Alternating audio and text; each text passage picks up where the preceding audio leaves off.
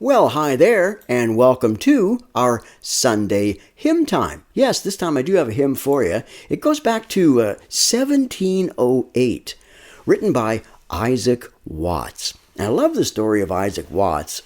He was a teenager, and his father was kind of a high-ranking official in the church. He was a deacon or maybe even a bishop. I can't remember. But anyway, when Isaac Watts was about maybe 16 or 18 years of age, he was coming out of church one Sunday with his father, and he was complaining about the music in church. Yes, he was complaining about the hymns. He said the people, the way they're singing it, there's no emotion, no life in it. Sound familiar? Anyway, his father said, "Well, young man, if you think you can write something better, why don't you?" And apparently that afternoon he started writing his first of many hymns. And, we still sing them today. They blessed people all these years. And like I say, this goes back early 1700s. And I was watching an old movie the other night. The movie was from the 1940s. And they had a scene where people were in church, old black and white movie, and they were singing this hymn. And I thought, I don't think I've ever done this one. So let's do it together. Now, some of you will remember some of these words, so you feel free to sing along with me. From the early 1700s, this is called "O God, Our Help in Ages Past." O God, our help in ages past, our hope for years to come, our shelter from the stormy blast, and our eternal home. Beneath the shadow of thy throne, thy saints have dwelt secure. Sufficient is thine arm alone, and our defense is sure. Before the hills in order stood, or earth received her frame, from everlasting thou art God, to endless years the same. 1,000 ages in thy sight are like an evening gone. Short as the watch that ends the night before the rising sun. O God, our help in ages past, our hope for years to come.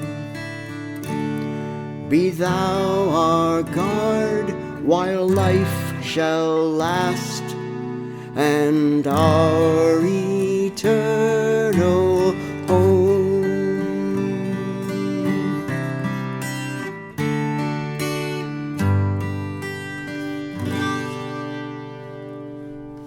O God, our help in ages past. Wow, I needed a church organ and a big choir with that one, didn't I? Anyway, I hope you added to the choir part.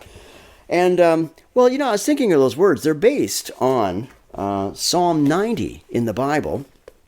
And it says here that Psalm 90 is a prayer of Moses, the man of God. And so Moses, if he wrote this psalm, and I believe he did, that makes this the oldest psalm. I know you think, wouldn't it be Psalm 1? No, Psalm 90. Written by Moses, many, many years before someone like King David, who wrote most of these. And he said, "Lord, you've been our dwelling place throughout all generations. Before the mountains were born, or you brought forth the whole world. From everlasting to everlasting, you are God."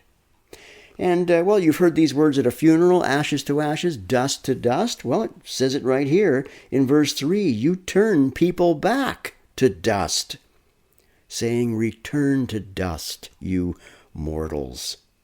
1,000 years in your sight are like a day that has just gone by, or like a watch in the night. talks about the brevity of our life. You know how we're just like new grass that springs up in the morning, but, well, in the evening it withers and it's dry. And that's interesting because, it says here, all our days, as they pass away, we finish our years with a moan. And that's kind of true if you've ever been around anyone that's passed on. It says here, it's interesting in verse 10, Psalm 90, it says, our days may come to 70 years or 80 if our strength endures. And I was thinking to myself on several times, we think about our life expectancy, and we've, managed to increase that. I mean, people today are living a lot longer than, say, people from 100 years ago. But, when you think about it, and even back in Moses' day, for most of us, well, we might get to age 70. That seems about right, doesn't it?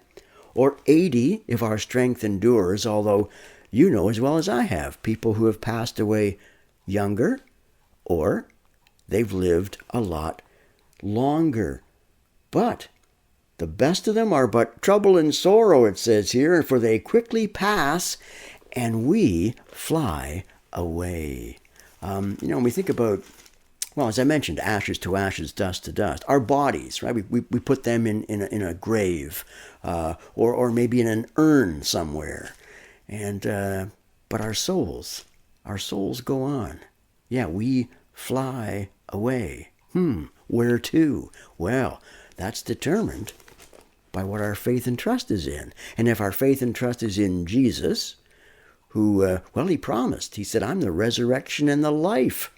Anyone who believes in me, even though they die, they're going to live again. Yes, that's the belief. That's the belief I have. And, because, when I think about that 70 years, and some of you know from the King James Version, that 70, I'm getting close to that. I'm getting real close to that 70 years. And so it's important as we think about the brevity of life, well, as it says in verse 12, teach us to number our days that we may gain a heart of wisdom.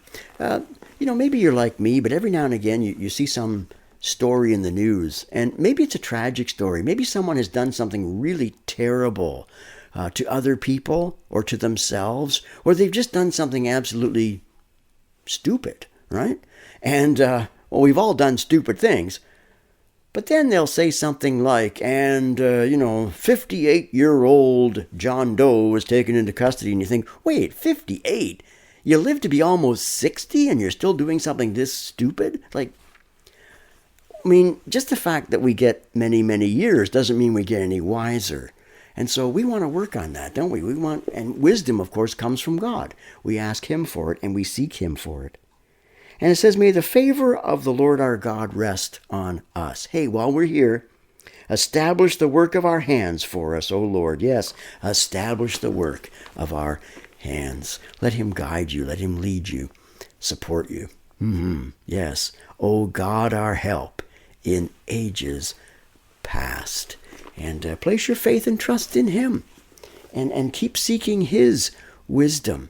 It's one thing to get old, but to get wise. Yes.